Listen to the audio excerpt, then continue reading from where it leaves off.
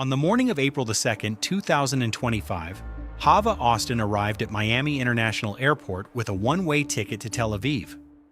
She had an Israeli passport. She had no return booking. And in the months before that morning, she had sold every property she owned in Florida. Federal agents were already there. They had been watching. They knew what she had done. And they knew, because the court record makes this plain, that she had spent 6 years building something that looked exactly like legitimate work. It looked like accounting entries. It looked like vendor payments. It looked like the ordinary, unremarkable administration of a trusted bookkeeper managing 2 companies' finances. It was not. What it actually was, and what the owner of one of those companies discovered when he finally looked closely at his own accounts, is a story about what happens when you hand someone the keys to everything you built and they use those keys not to protect it, but to empty it. How she moved $9.8 million without anyone noticing for 6 years. That answer is in the records. And it is almost insultingly simple. How a woman trusted with 2 companies' finances for 23 years came to be standing in an airport terminal with a one-way ticket. That question has no clean answer. And by the end of this, you will understand why. Nobody checked. For 6 years. Quick thing before we start. Comment where you are watching from. These stories deserve a global audience. The mechanism she used was not sophisticated. That is the part that stays with you. Hava Austin had been doing the books for these 2 Miami-Dade companies since 2001. 23 years. That is not a professional relationship. That is something else. That is the person who knew the payroll before the employees did. The person who filed the taxes. The person who reconciled every transaction, categorized every expense, produced every financial report the owners relied on to understand their own businesses. The companies gave Austin signature authority over their bank accounts. Not read-only access, not approval-required access, sole signature authority. She could authorize payments. She could initiate wire transfers. She had the power to move money out of those accounts without asking anyone. That is not a standard arrangement. That is the arrangement you make with someone you trust completely. Austin did not work from inside the companies. She ran her own firm, Accounting Solutions Today, registered in Broward County. She was an outside contractor with inside access. The companies could not watch her work. They saw the reports she gave them. They saw the numbers she produced. They trusted that what they saw reflected what was real. For 23 years, the system worked. The companies ran. The taxes got filed. The books balanced, or appeared to. The accounts she managed had vendor payment entries. Dozens of them.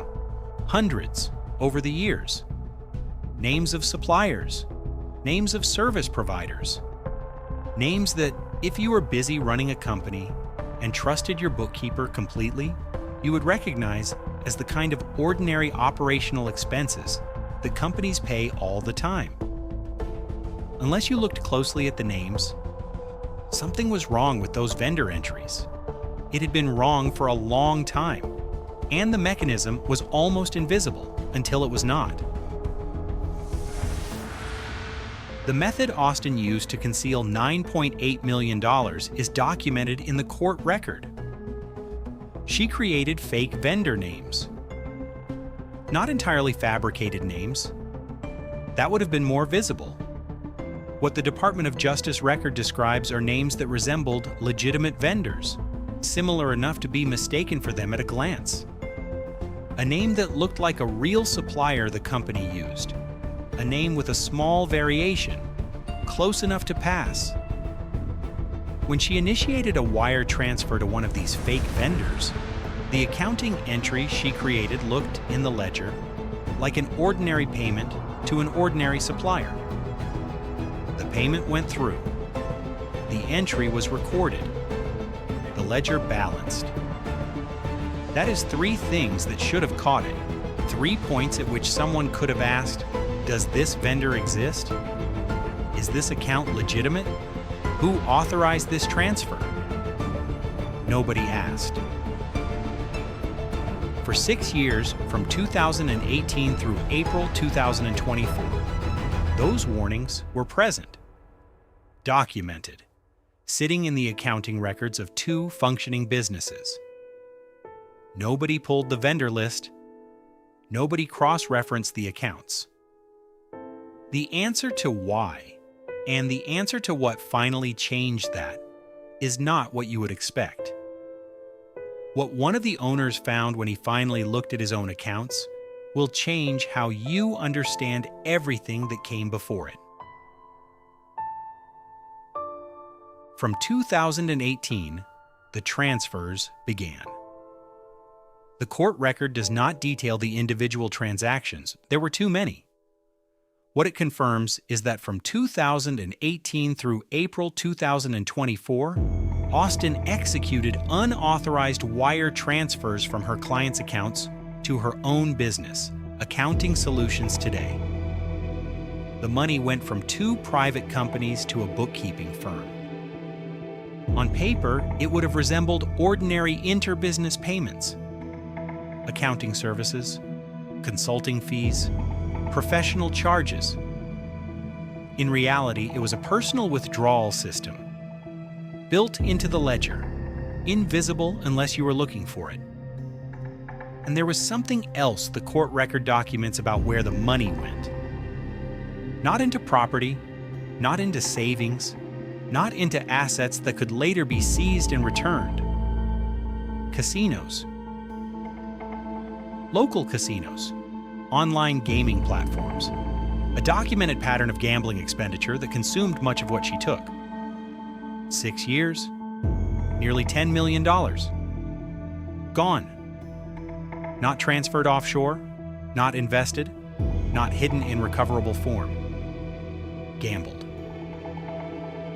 In April 2024, one of the company owners looked at his account and noticed transactions he did not recognize as legitimate. What he found next, in a series of conversations that the court record documents with painful precision had been sitting in plain sight for 6 years. The owner contacted Austin. She admitted to stealing $170,000. That was not the end. The owners continued looking. They found more. They asked again. Austin admitted to $3 million. That was not the end either. By the time the Department of Justice completed its investigation, the confirmed total was $9,800,000. $9.8 million. Moved over 6 years, through fake vendor entries, into a bookkeeping firm that existed in part to receive it. And from there, much of it, into casino accounts and online gambling platforms. Austin was fired in April 2024. 8 months later, in December, she sold every property she owned in Florida. On April 2, 2025, federal agents arrested her at Miami International Airport as she attempted to board a one-way flight to Tel Aviv on an Israeli passport. She had planned to disappear. The Internal Revenue Service criminal investigation team had been building the case since her arrest on the fraud charge. She did not disappear. Before we continue, if you were the company owner and you had trusted your bookkeeper for 23 years, at what point would you have stopped believing her explanations? Drop your answer in the comments. I read every one. 3 accounts of what this cost. Those are coming. None of the numbers are abstract. The victim companies in this case are not publicly identified. The Department of Justice record refers to them only as private Miami-Dade-based businesses.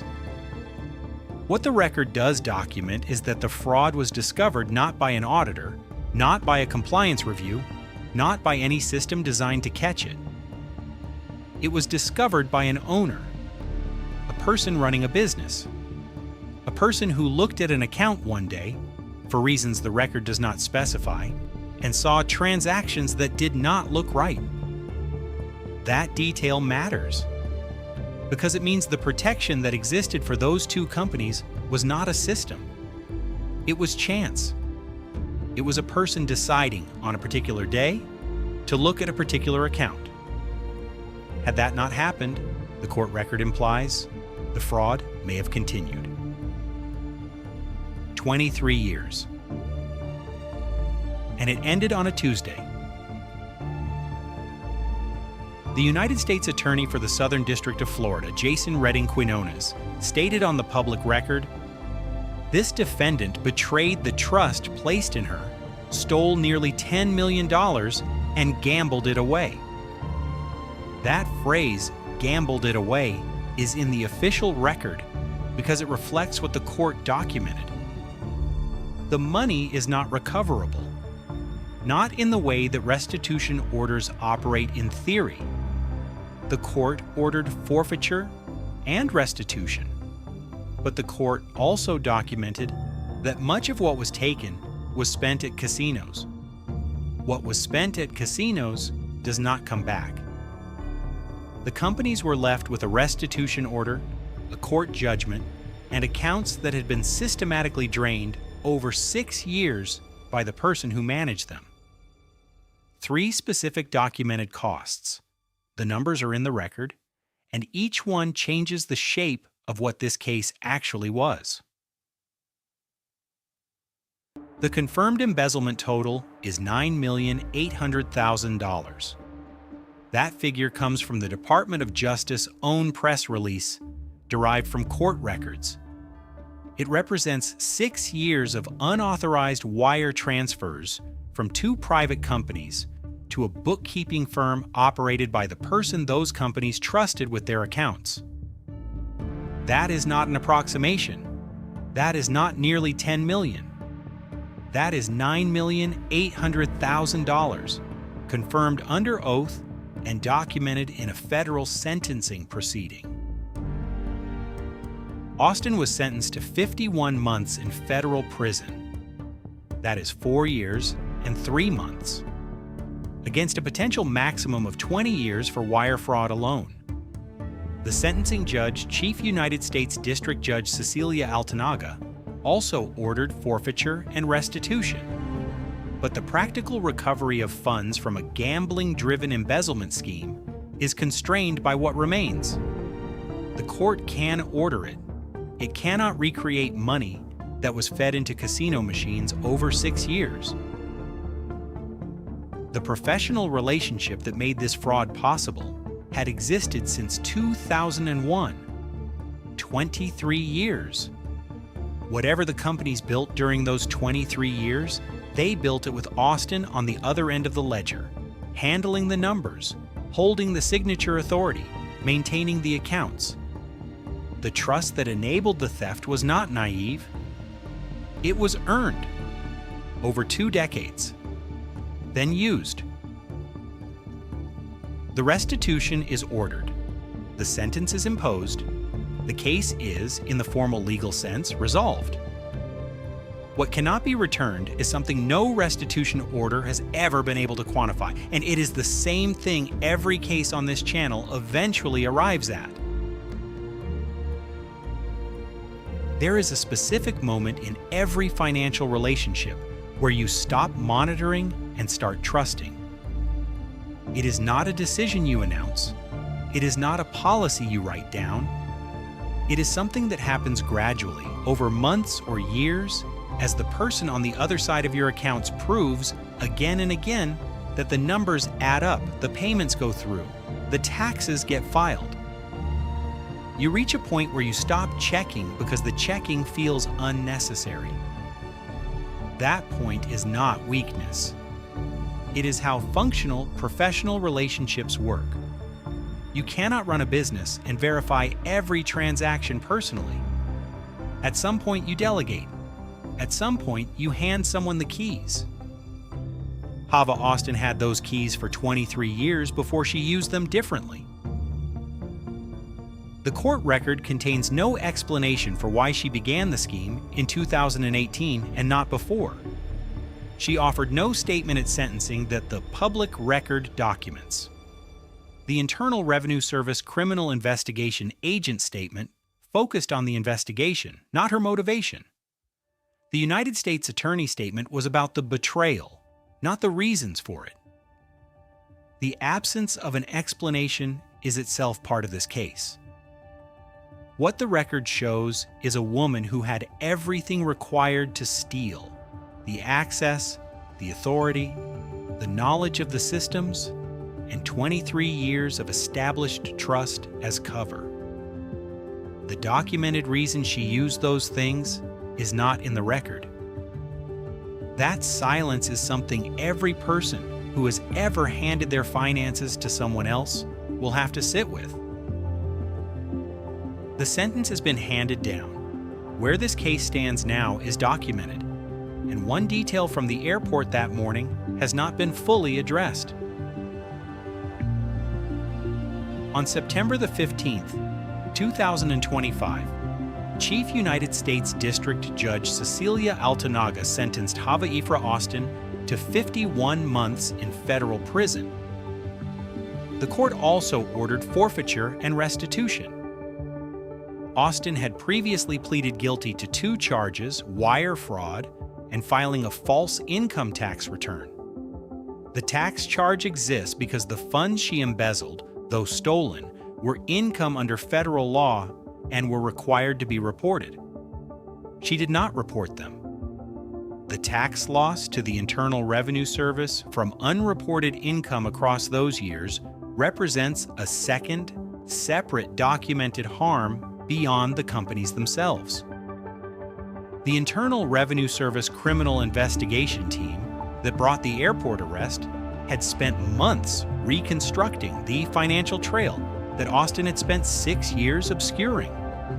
Special Agent in Charge Emmanuel Gomez stated on the public record, "The defendant booked a one-way ticket overseas, but thanks to our complex financial investigation, the only one-way trip she is taking is straight to prison. She is currently serving her sentence." The companies she worked for since 2001 have a court judgment, a restitution order, and accounts that no longer balance the way they once appeared to.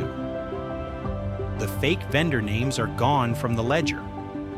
So is the money.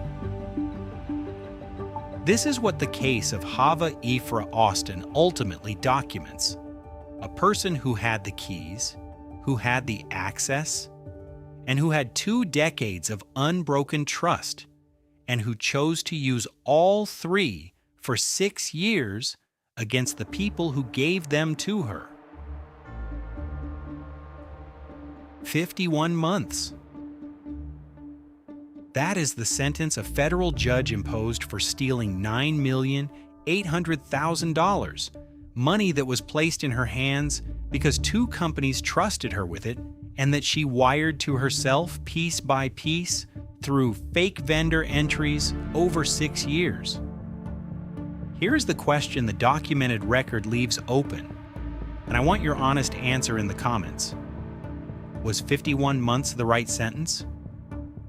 Not the legal answer. Your answer. Some of you will say 4 years is nowhere near enough for nearly $10 million taken from people who trusted her for 23 years. Some of you will say the gambling addiction changes the moral calculation. Some of you will say neither. The fake vendor entry is gone. The trust that made it possible is gone with it. If you think the sentence fit the crime, say so below. If you do not, say that. And if you have not subscribed yet, this is what we do here, every episode.